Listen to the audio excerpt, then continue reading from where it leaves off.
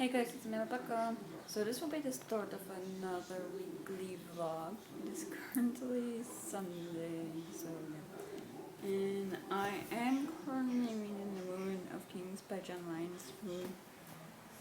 I am more than, I have it from on page 404, so yeah, there's a lot to discuss with this one.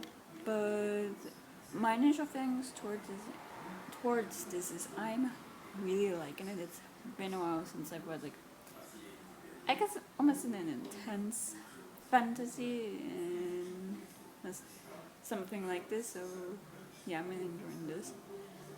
But with this one we are following this kid named Kiran, sorry if I pronounced it. And when we first meet him in this novel, he is in this prison waiting to be sacrificed, and he's in this prison with this other creature named Talon, who she is, I don't know if it's a spoiler, and I'm not gonna say what kind of creature she is, but she's able to kind of consume people in their minds. Like, she can know what person went through and what they were feeling and see events through their eyes. And Helen has this walk that I guess will record stuff, I'm not entirely sure how it works. And she wants Kieran to tell her a story, specifically the story of his life. And we see with Kieran, he starts his story when he's being sold off into slavery, when he's like at this, I guess slavers posting out at an auction. And there's a bit of a bidding war for him between this group called the Black Brotherhood, who want to, I guess, help him, assist him, and this other person named Willis Var. And the Black Brotherhood, they win him, they bid the most money, I guess.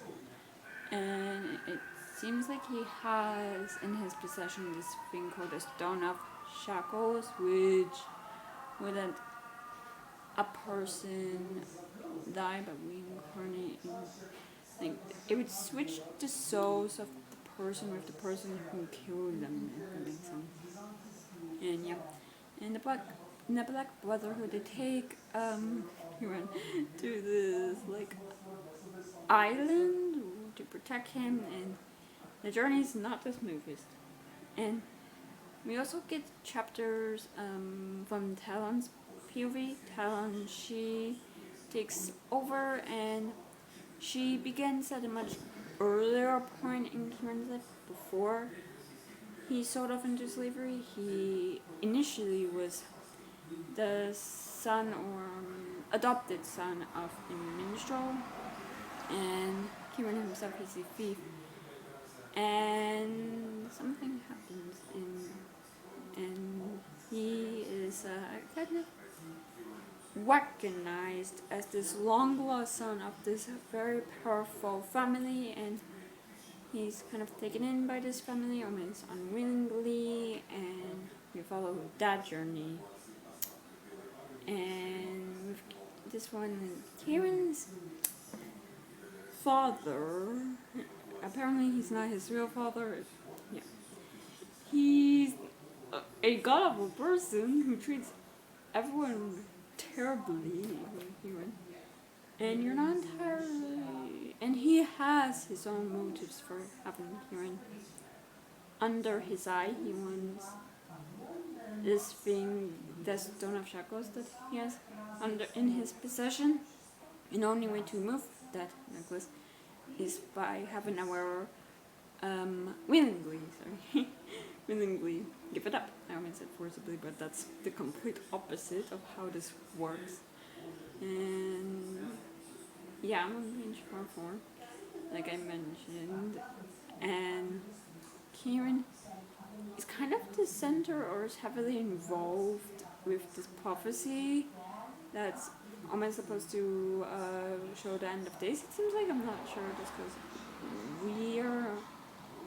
not told exactly what this prophecy is exactly. Like it's hinted at that he plays an important role in it, but we're not sure what his role is. If he's the one who's supposed to be the target of this prophecy, or if he's someone where it's like a situation where people are trying to prevent this prophecy from happening. Like if he's a hero, villain, or if the villains want to stop the hero, sort of thing. So, yeah. Yeah. So far, like I said, I'm really enjoying this.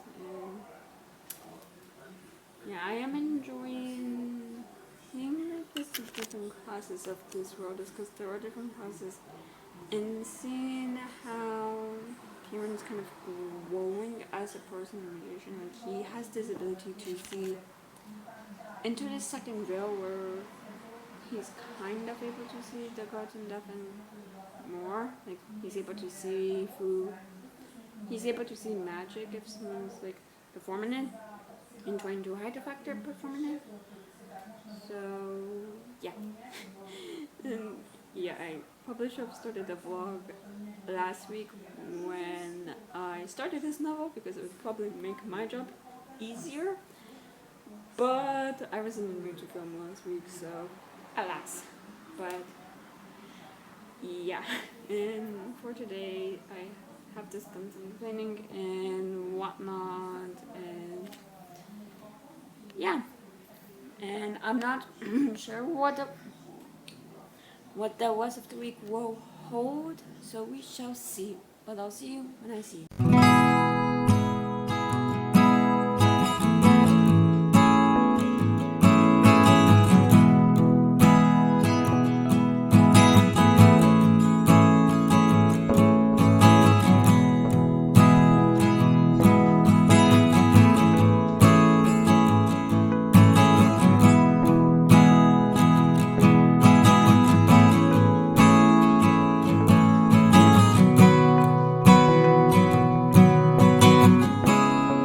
So it's the next day, and as you just saw, it was another beach day, and yeah, it was nice and whatnot. But yeah, I also went some errands today, and I did do some more and whatnot, and I did do some reading of The Ruin of Kings, and now I'm on page, I guess, 484, part 2.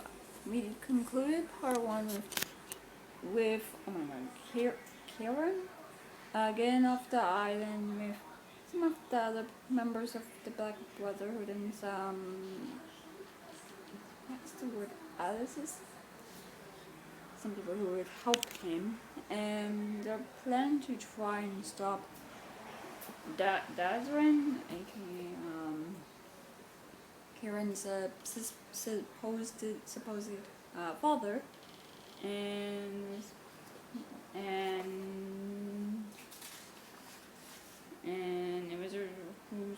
who's supposed to be dead, named Gadwith, from doing something, and yeah, it doesn't have the outcome as you would expect that Kieran wants. I mean, there's always a point in a lot of fantasies when the initial outcome is something that the hero doesn't want, or is the complete opposite of what the hero is trying to achieve, and we do see that. But we see us hearing like is reunited with some people, and the way they treat him, like it is similar to how they treated him 4 years prior to him being kidnapped to him now, but there are others who treat him quite differently. It seems like people have grown, they've changed and whatnot, so that makes sense, but still. And yeah, we are now done with the storytelling part, and I'm guessing part 2 is after of everything that's happened.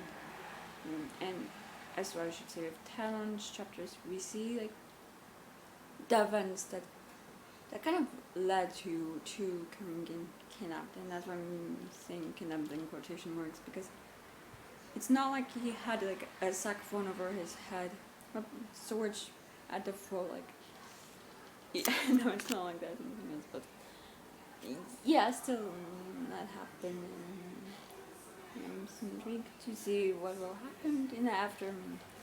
Luckily, like this is the first book in what is currently a 5-book series. Yeah. So I don't really know what will happen, but yeah, so far I am liking it. We learn more about who exactly Karen's parents really are. Like, it doesn't just claim to be Karen's father. There is a name guide or a glossary in the back of this book that I did not take a proper look at, and you can tell how badly I'm butchering the character's name, I fear. Yeah. I am also really liking the characters, especially Terra. Like, I just like his character a lot. I like his dynamic with Karen. I'm just enjoying that in his own story, and all of the stories of all of the characters, like, I'm just liking a lot, so yeah.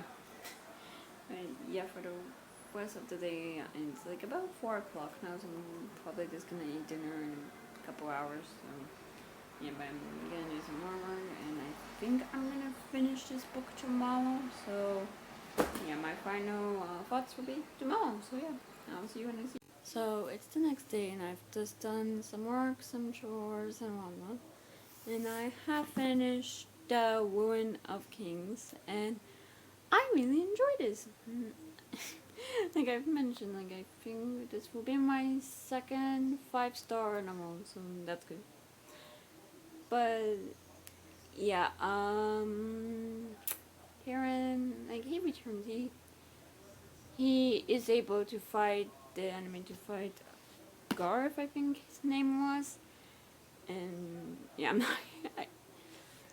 gonna say the outcome of that battle, but yeah, but there is also other stuff that happen because of consequences of Kieran ending Gareth, such as all those who were ganashed, or they were set free and being ganashed, and from like a part of your souls, and this like amulet or something, and it allows whoever has the amulet to control you entirely. Like you have to do what they say, or otherwise you will die, essentially. So yeah. And a certain someone who is gonna, when they're set free, they set out on getting revenge on a family who had them ganashed in the first place, and there is a slaughter of the family, and it's quite gruesome. And they take the person who is responsible for having them ganashed to this like other realm. Like they both set through a portal that takes them somewhere else. And yeah, so now he now has to deal with that, to deal with the consequences of what he did.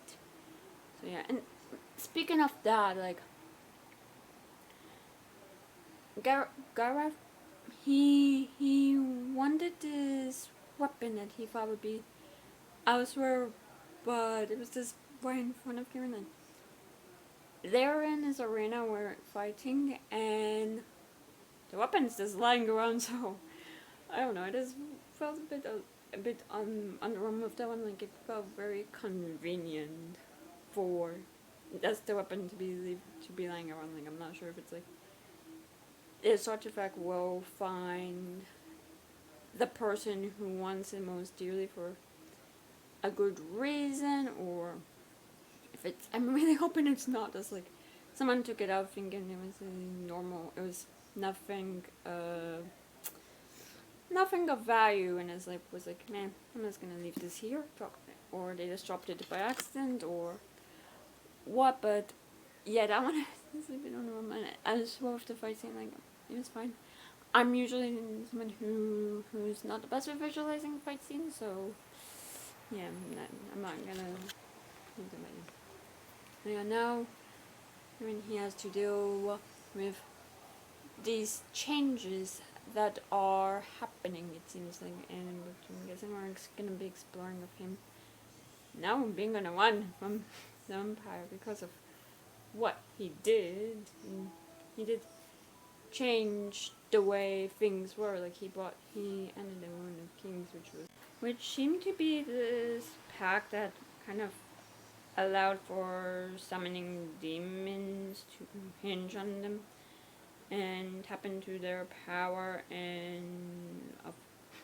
tap into the power of the Stone of Shackles to Ganesh. But yeah, because given it what he did, well, contracts are nullified and things have changed. So yeah, and we will also see what this person who was free after Ganesh, who took revenge on the family, what they will do to the sole member of the family that they took with them, and how the Empire will now respond to it, how the new Emperor will react. Like, there's a lot of questions. And I am intrigued to read book 2, who I don't know it will be something I will pick up like from the bookstore immediately, or if I will wait till I find it at the library, so discuss. But yep, otherwise, I did really enjoy this, and 5 stars. And my next read will be Bright Young Women by Jessica No, which is, I believe this is about this serial killer who targets this sorority in, I think it's like the university, the Florida State University, and kills his sorority leader. But 4 years prior, he was believed to be responsible for these massacres that happened in Seattle. And this woman who lives in Seattle, she believes like the two cases are connected, and she thinks it is the same person. And she reaches out to, I think it's like the sorority president who moved or something like that, to figure out who this person is and stop him before more women are killed. So yeah, I believe the title is a take on like when when a young man like is arrested and on trial, usually they'll be like, oh, he was such a bright young man, like it's almost making him the victim and taking power away from the women, like in kind of making the female victims almost like, I don't know, in a way treat the female victims like in a way they deserved it, so I'm guessing it's taking that and showing that no, it's the women who are the victims, the men know what they were doing, like they're, I guess, evil and whatnot. So yeah, I'm very much intrigued about that. So yeah, and I don't know if I'm gonna be doing any more reading today, if I'm gonna be in the mood to read anymore, but we shall see. But yeah, and for the rest of the day, I'm just gonna be doing some more work and some more cleaning.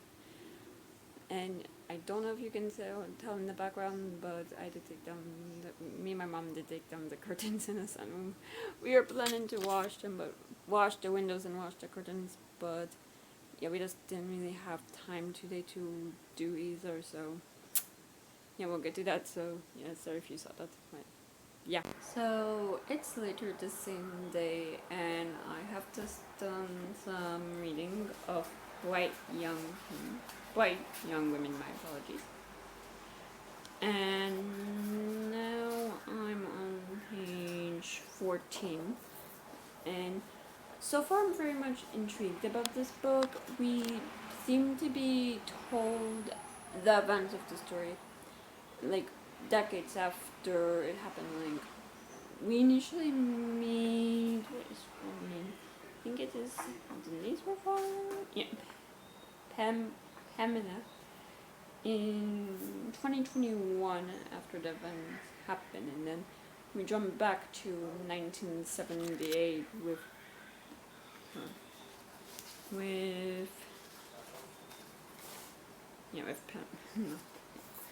2 hours before the murders happen, and we see how everything seems to just be normal, like no one's expecting to die, like they're all just behaving like normal sorority girls are, like, and this kind of battle with fraternity brothers and whatnot.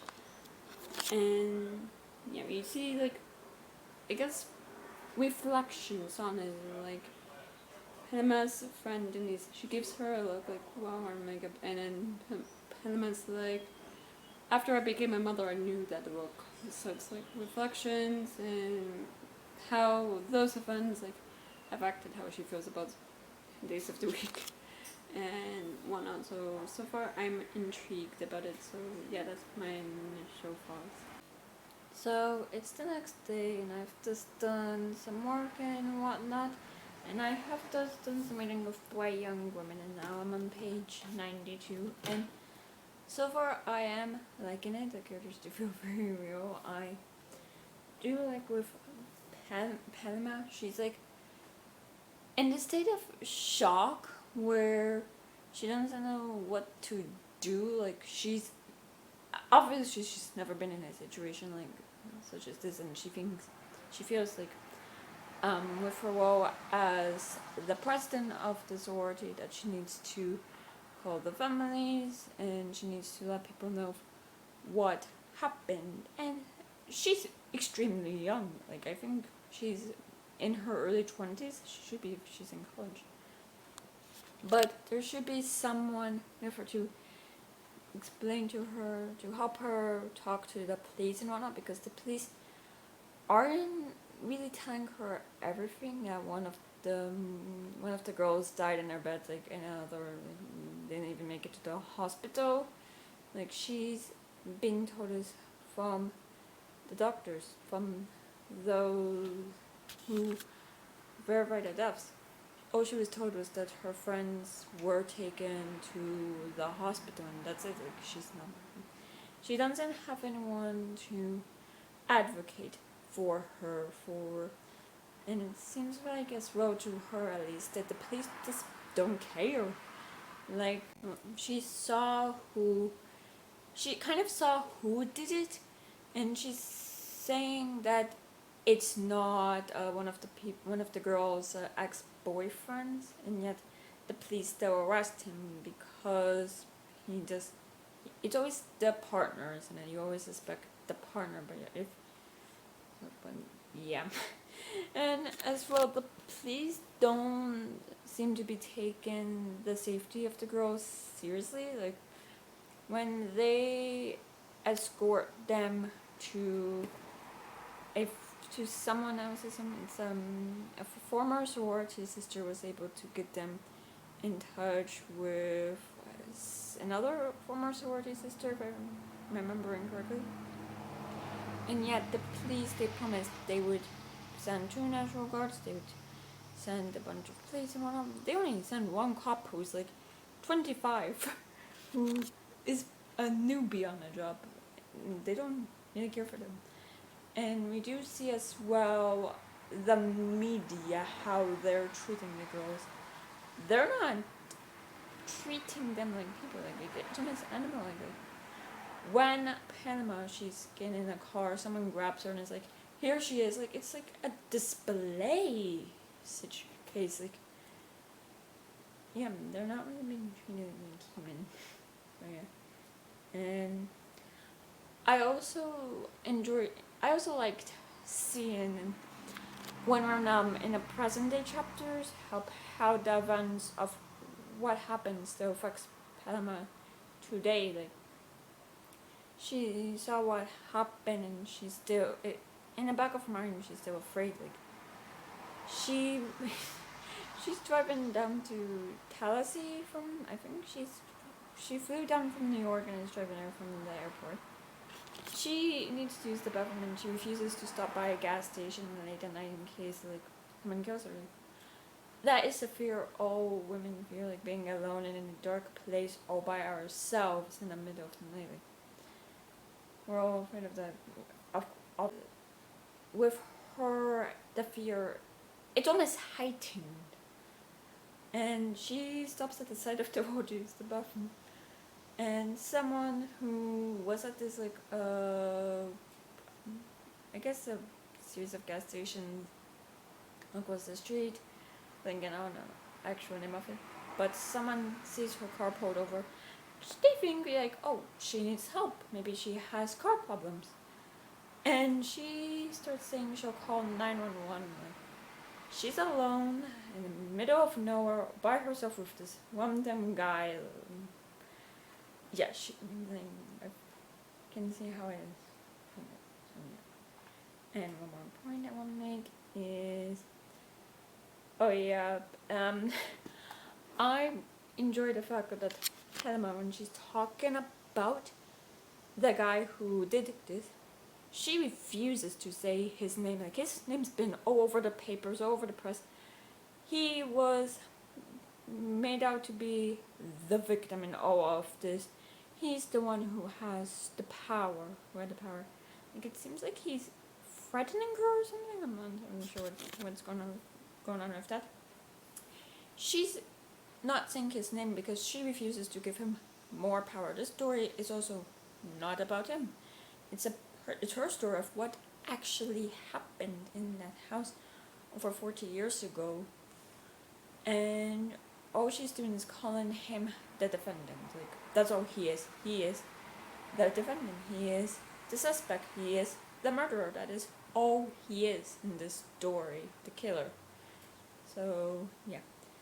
And I would say some people might argue that 40 years, like, some details might be a bit foggy. Like, even if you fully remember what happened, like, time kind of wants at the details. I'm not entirely sure of how that would be, but if you were in that case, if what happened, would you be able to remember completely 40 years ago? I'm not trying to question her ability. I'm just wondering why the author chose to have the story take place 40 years after everything, so if that's just the way it is with the death toll, with the death sentence, but yeah, so far I'm dreaming.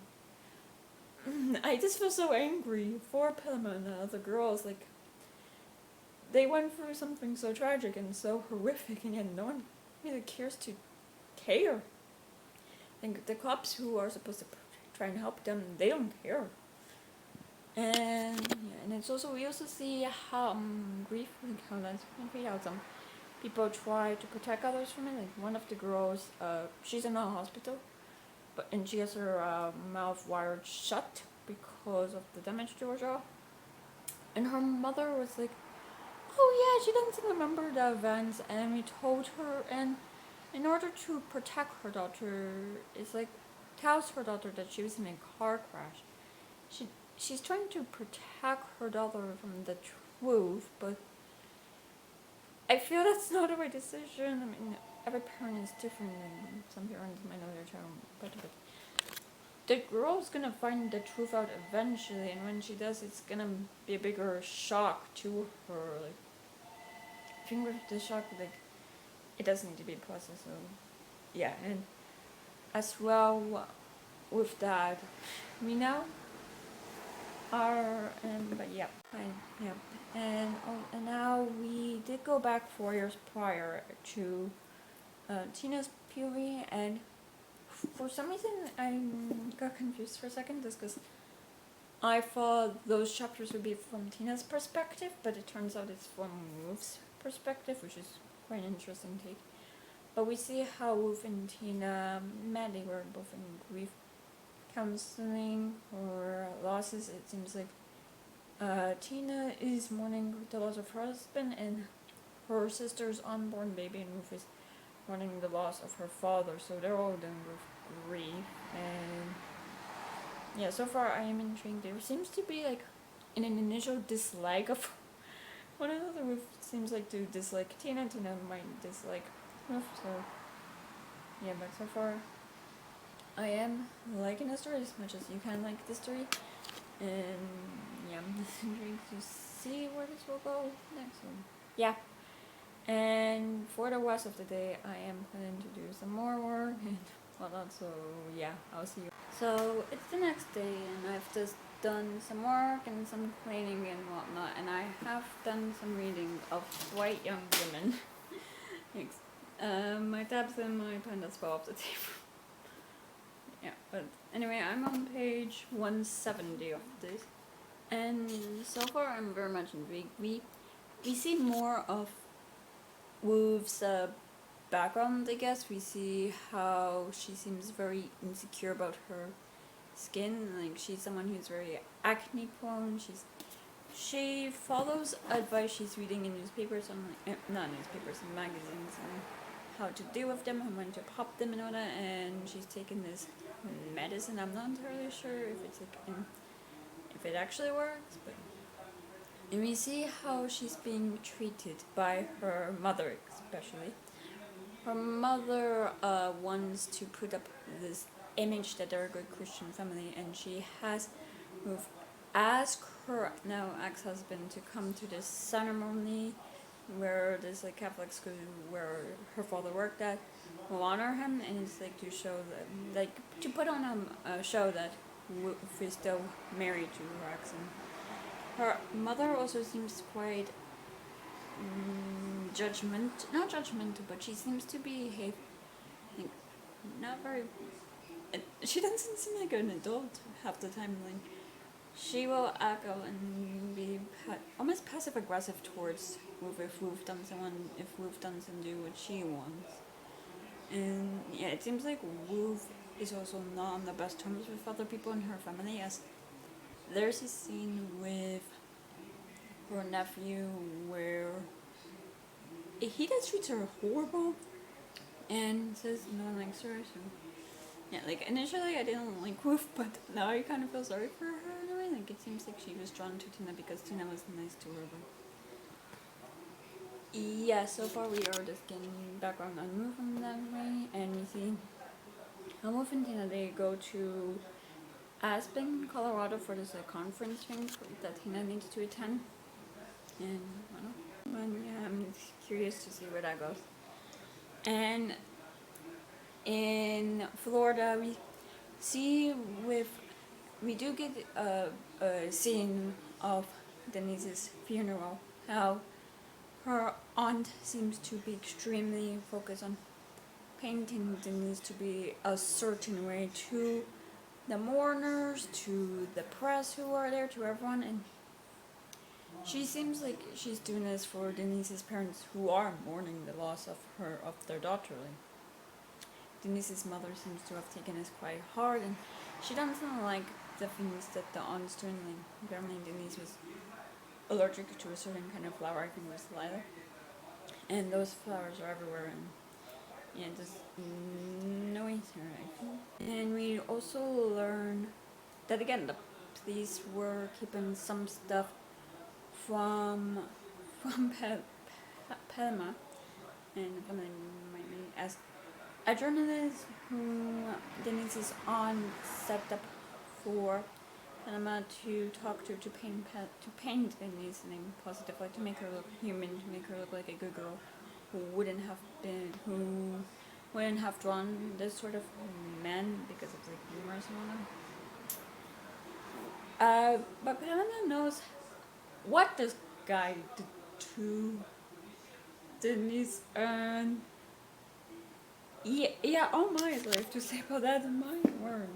So yeah, and we also get more about like how the police kind of seem dead set on their theory that it was Denise's ex-boyfriend who did it, and they don't seem to be taking any other theories into account. It seems like the sheriff is just so focused on the fact it's election season, or election year really, that he's just like, he doesn't really care.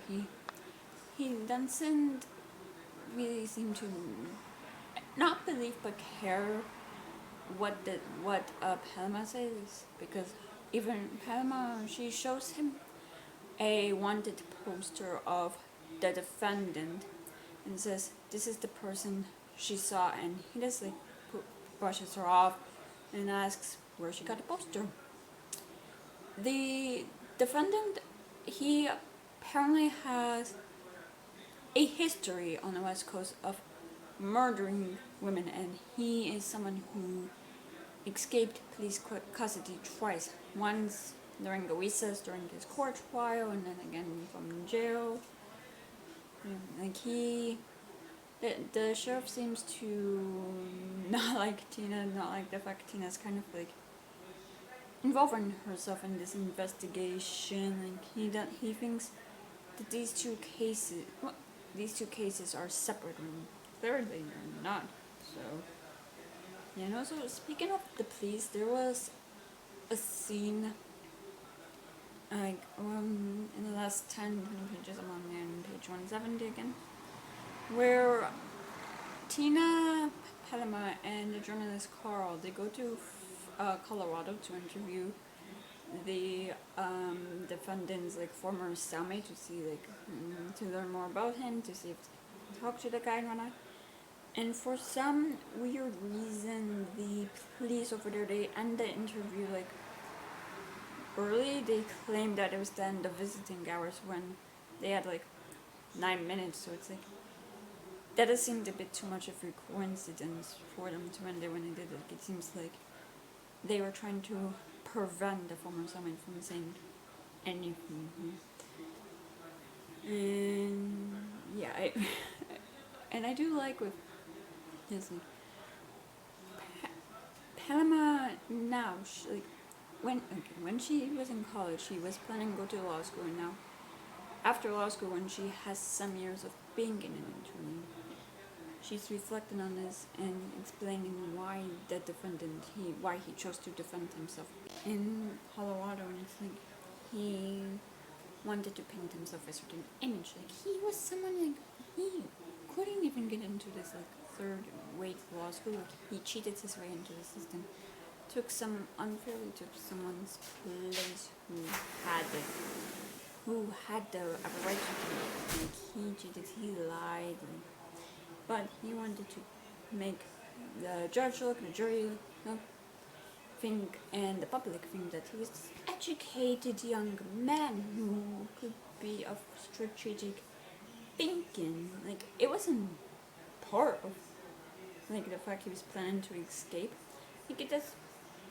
That action of him choosing to defend himself, the consequence of that was that he had this opportunity to escape. Like the police who were supposed to keep a watch on him, they took one look at him and were like, okay, we'll leave you alone. Like, so he was a good-looking guy, like a normal good-looking guy.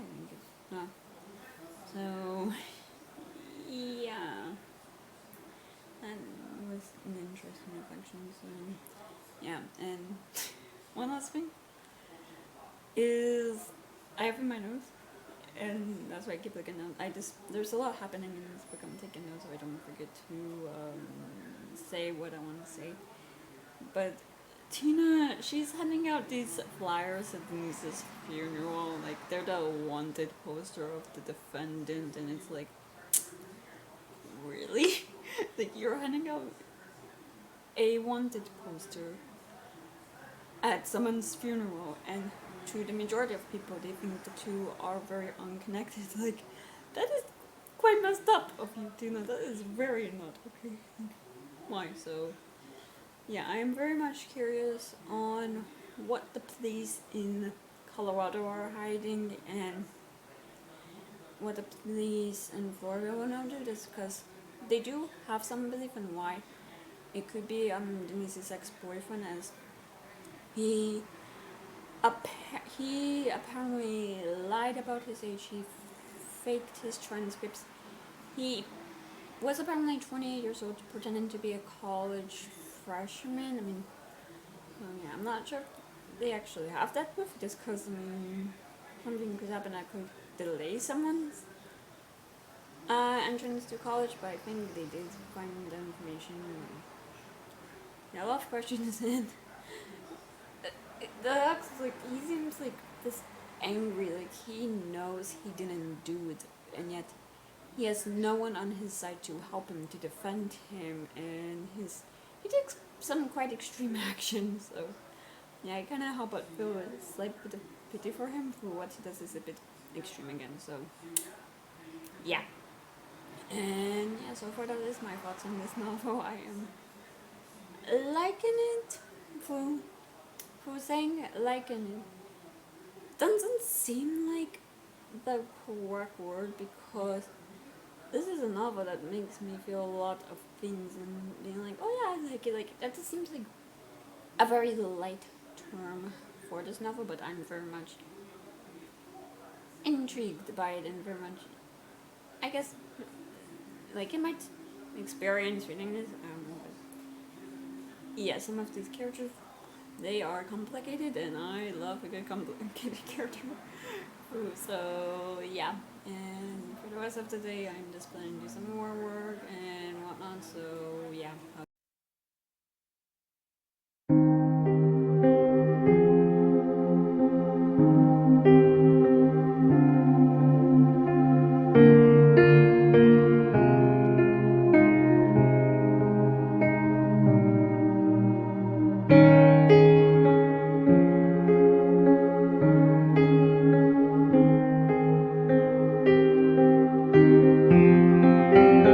So it's the next day, and as you saw, I did go out today.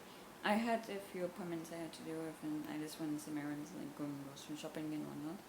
And I did do some reading of Boy Young Women, and now I'm on page 244, and we are learning more about the other deaths that happened in Colorado and Washington State.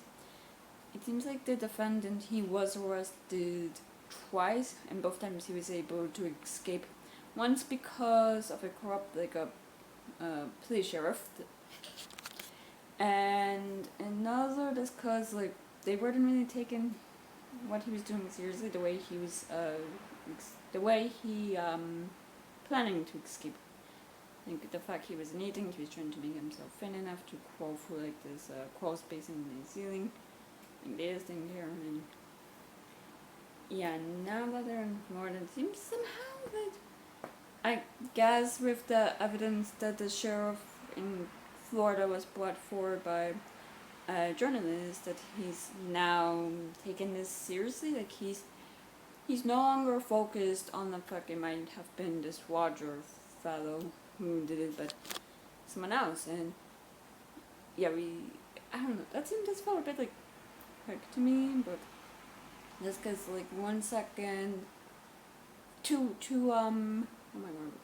Helma's perspective, like 1 second they think it's one person, and the next they are having her look at photographs of white men to see if she recognizes any of them, because she did see the defendant. So yeah, and what?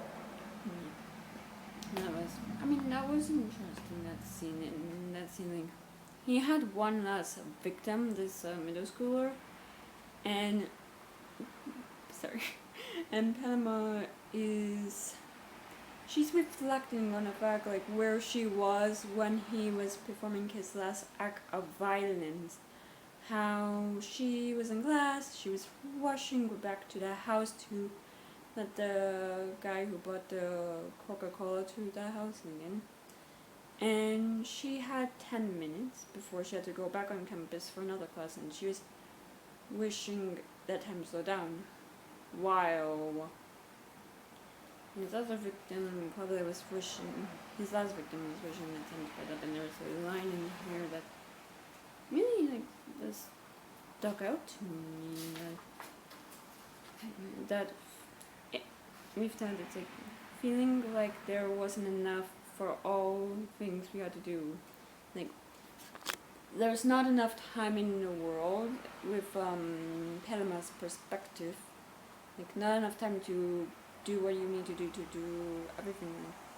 When she's in Colorado, they miss their flight, and she's not able to get back to Florida, and she has to rush through all of the tasks she wanted to do to make the girls in the house feel comfortable being back in that house again. While his last victim, she was very young. She was like 12 or 13, and she didn't have enough time.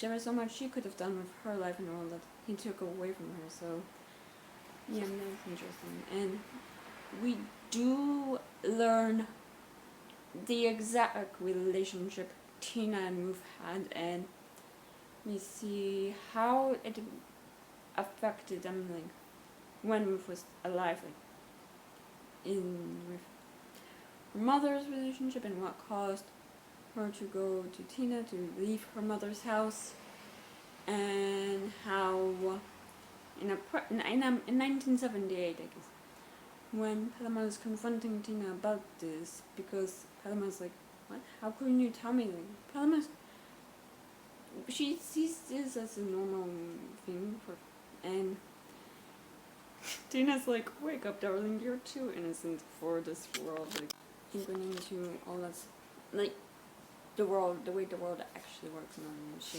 wants to work. So yeah, Paloma seems to be getting a wake up call, and the fact like she's what she's decided to do for law school is only to please her boyfriend, like into top law school, Columbia, and she's decided to go to this like very small law school because that's where her boyfriend ended up, and it's like she's doing what she's doing to please him, like to, I guess, comfort him, like saying, oh, I owe him an apology when she doesn't. So yeah, I fear she'll be getting a lot of wake up calls from that recently. Yeah, and also this is just me on this having not the best time separating all of the names. Like in my head, they're all muddled up. Like I can tell who each character is while I'm reading it, but it's like when I'm not reading, it gets muddled, so I'm sorry for the pauses. So yeah, but yeah, so far again, still enjoying my time. I'm intrigued to see what will happen in these last like 100 or so pages now that the defendant was arrested again. Like we do see in modern day like what he tries to do to Panama. I'm just wondering how that got there, so yeah. But yeah, that's all for today, and yeah.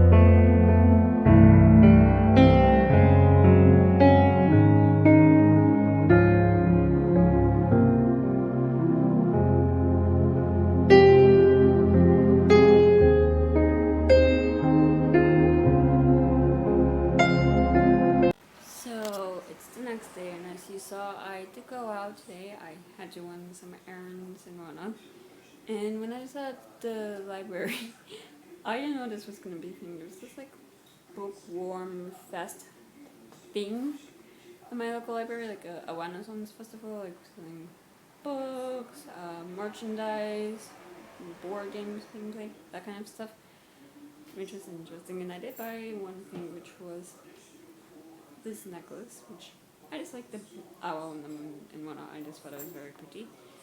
And I also at the library, I did stumble upon the books they have for sale, and I did buy What the River Knows by Isabel Abanez. Sorry if I butchered that name.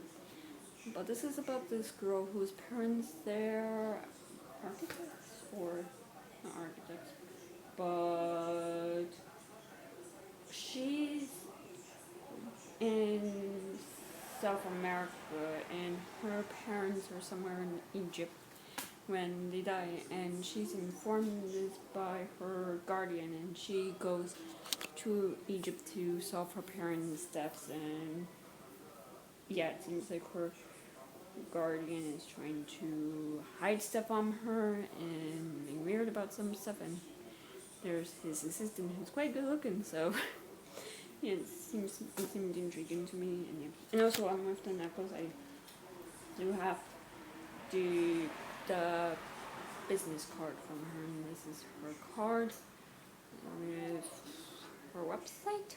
So yeah, and yeah, it was very beautiful, even if the day did start very rainy. Like, very interesting night when I was on this fair. A lot of people were dressed very interestingly. Like a lot of people were in very beautiful outfits. So yeah, And I did do some reading today of by young women, and now I'm on page 324, meaning I have like 50 pages or so left of this novel and so far.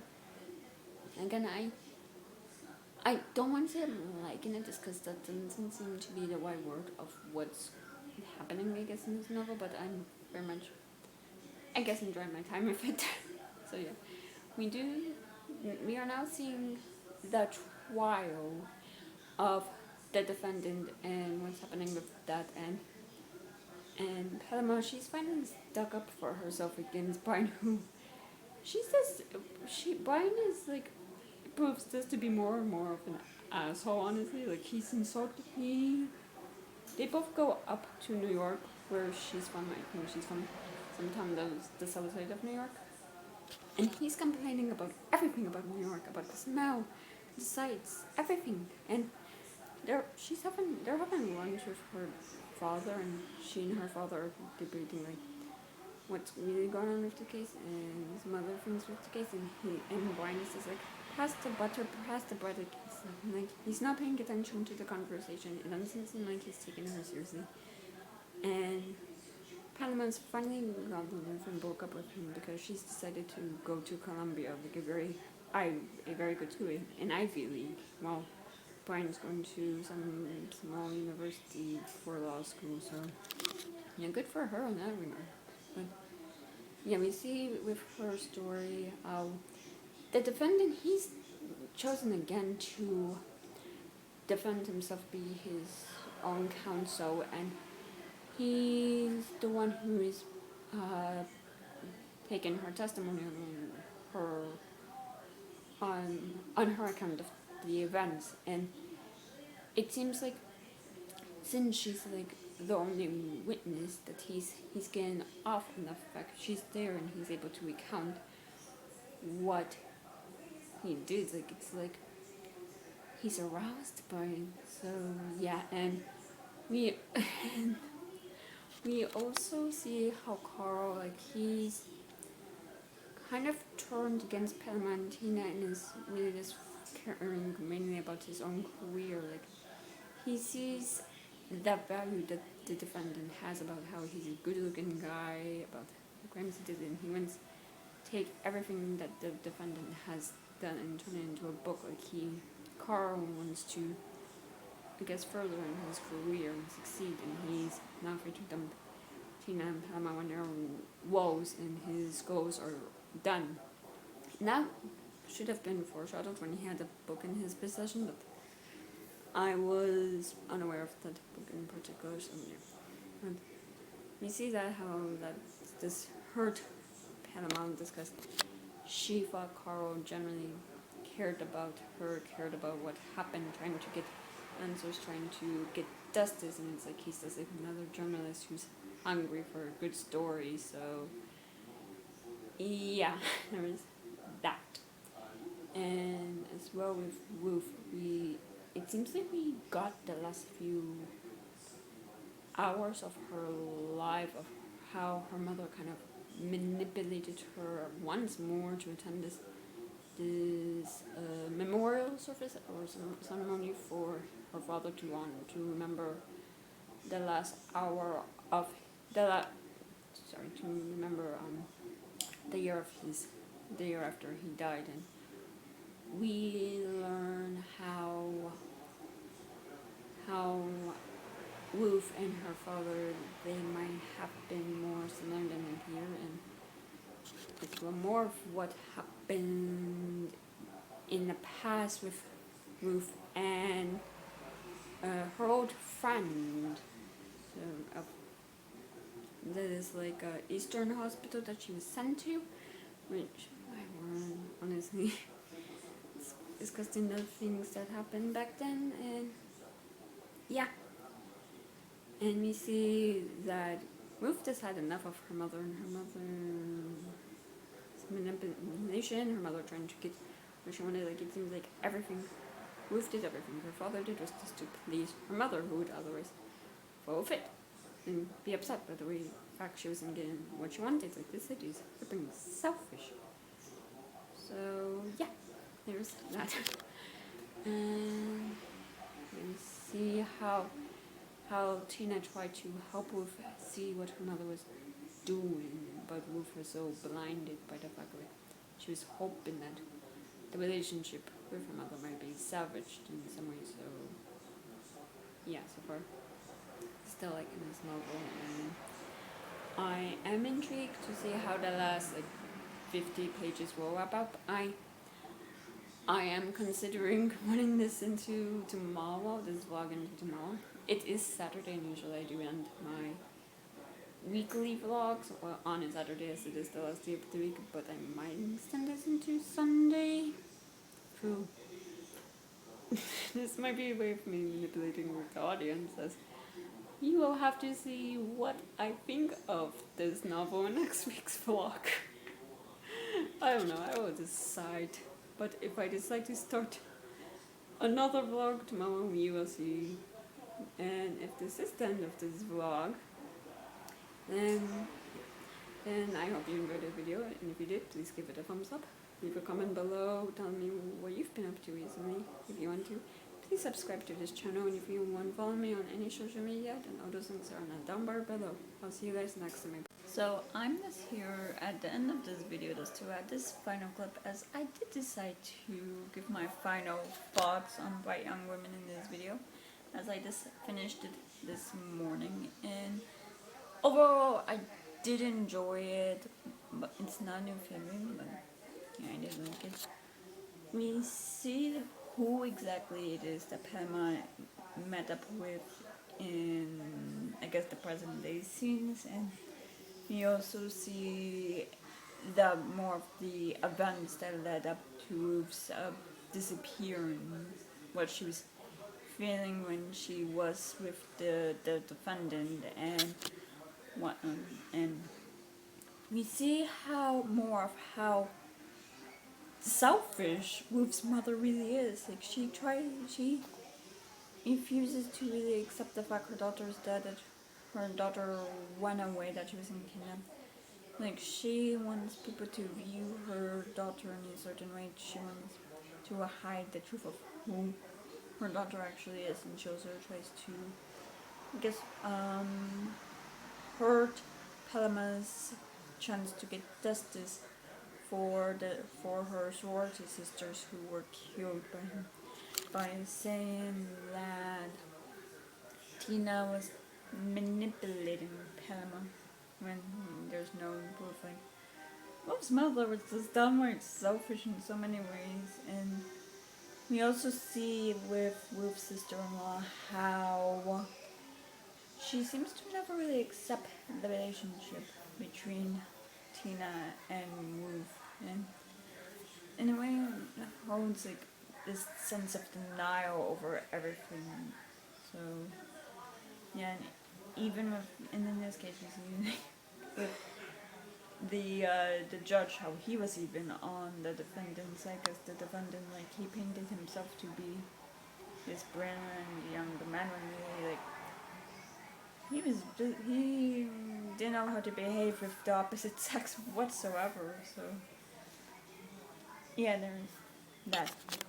And we see in present day how, like, a case like this, how women of our generation, of today's time, like in like the 21st century, how they feel about these serial killers kind of being, I guess, romanticized, like being painted as this brilliant young man who just happened to go down the wrong route, down the wrong path, how they're portrayed to be handsome fellows. Like, White Young Woman is based off the Ted Bundy case, and Jessica No does, like, not even hint at it, it strongly shows how it's inspired by Ted Bundy, by saying like that he's been portrayed in movies and whatnot to defend him in his story, and even Zac Efron is playing him, which made me laugh, because I think there was like a Ted Bundy documentary on Netflix that Zac Efron, like, he played Ted Bundy in, so